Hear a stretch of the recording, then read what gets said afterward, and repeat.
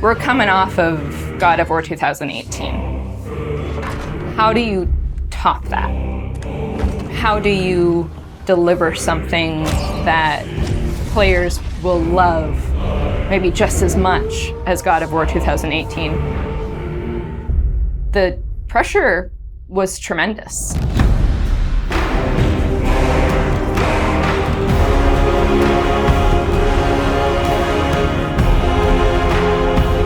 My name is Ariel Angelotti, and I am the senior producer for narrative. My name is Richard Gobert.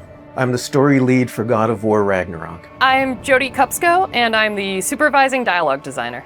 It's my job to shape the story along with our writing team, our narrative director, and game director. As a producer, it's my job to help build a team to create that content, to own the schedule in realizing that content. I oversee the dialogue production throughout the entire titles. Every line of dialogue that you hear, every human vocalization and effort and grunt, our team touches.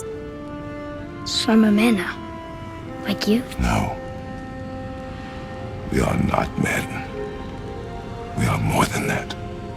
The responsibility is far greater.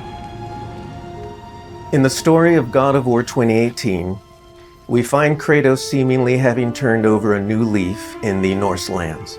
He lives a quiet life, hidden in the woods with his wife Faye and their son Atreus. And the story starts with them mourning her death. And we learn that she made a final request before she passed away. She wanted them to spread her ashes from the highest peak in all the 9 realms. He's scared of being a bad father, a bad influence, and as a result, it's made him an absent father. His greatest fear is that he's passed that evil that's inside of him onto his son. You are too quick to temper. You are rash, insubordinate, and out of control. This will not stand. You will honor your mother and abandon this path you have chosen. It is not too late. They befriend Freya, who is an exiled Vanir goddess who used to be married to Odin. They meet Mimir, the self-proclaimed smartest man alive, who serves as their guide and their confidant. And they meet the Holdra brothers, Brock and Sindri, who are world-class weaponsmiths who end up their main source of upgrades and equipment.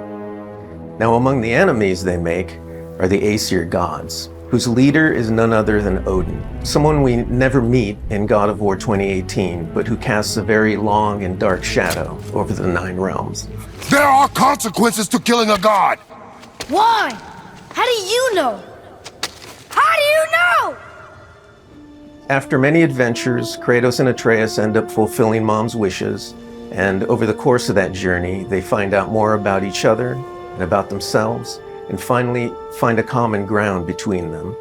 They become the close family unit that Faye hoped that they would become. In God of War Ragnarok, we fast forward a few years, and little Atreus is now a teen, and they're back to hiding out in their home in the woods in Midgard. During the course of the previous game's events, they were forced to kill Odin's grandchildren, Magni and Modi, the sons of Thor. Thor does a lot of the lion's share of Odin's dirty work, and as a consequence, he's a very violent, unstable personality. At the end of the last game, they were also forced to kill Balder, the son of Odin and Freya, and that has its own set of consequences. He was a very powerful chess piece for Odin, one that Odin is incredibly bitter about losing. Freya has vowed vengeance against them for the killing of her son. Kratos and Atreus didn't want to kill him. They were friends with Freya. But Balder tried to kill her in front of them, and Kratos had no other option in the moment but to kill him to save Freya's life, even though it meant losing Freya's friendship. I will parade your cold body from every corner of every realm and feed your soul to the vilest filth in hell. That is my promise. He saved your life. He robbed me of everything.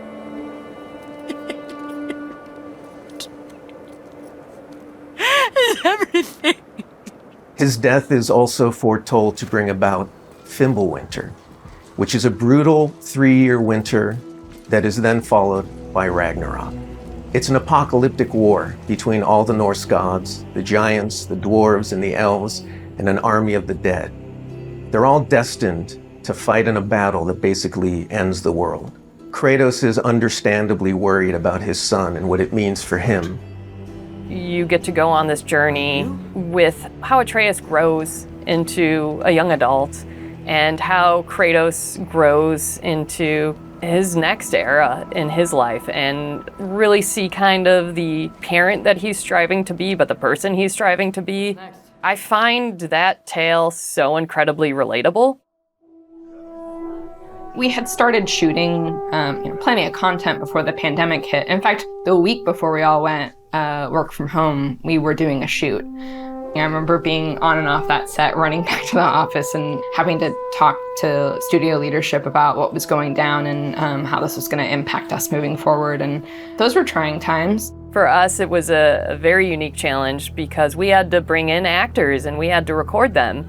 And so we had to look at different ways of adapting our typical motion capture process and dialogue recording process so we can continue production and continue at the quality that we wanted for our players and our fans. We had some actors stand in for other characters, actors who were already, who were like core to one of the scenes, might just be able to play a background character in another scene to be able to avoid a situation where too many people were on set on any given day.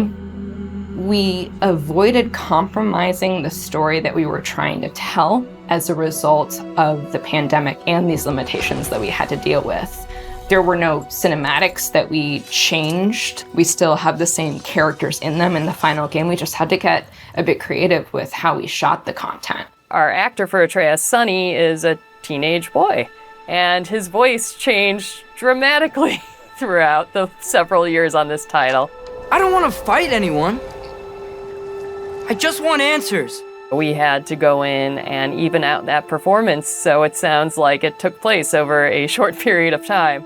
That was a unique challenge on this one. The prophecies say Fimbulwinter leads to Ragnarok. War is coming. Whether the Norse saga was going to be a trilogy or just 2 games was something we debated a lot.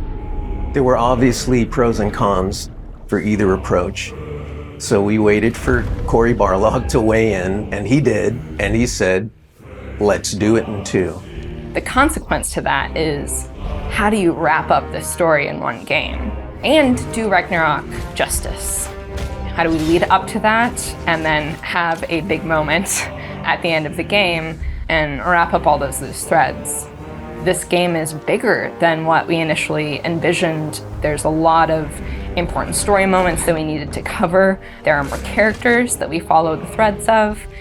And ultimately, it ends up feeling big and epic because there is a lot there for people to enjoy. I am very excited for folks to see this final chapter. A lot happens.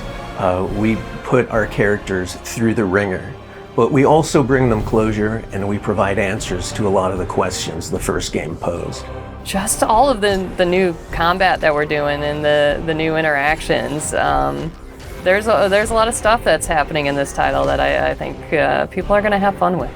We all have our own personal Ragnaroks to deal with.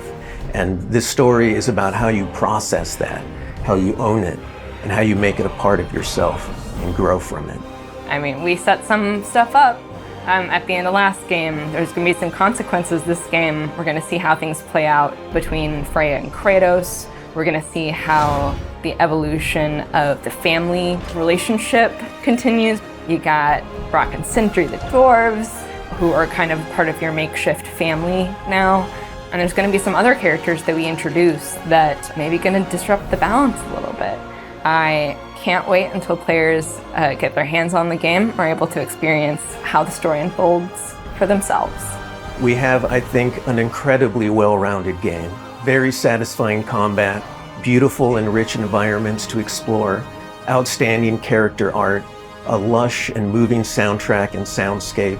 It's the work of hundreds of very dedicated artists, and they all have their own stories to tell.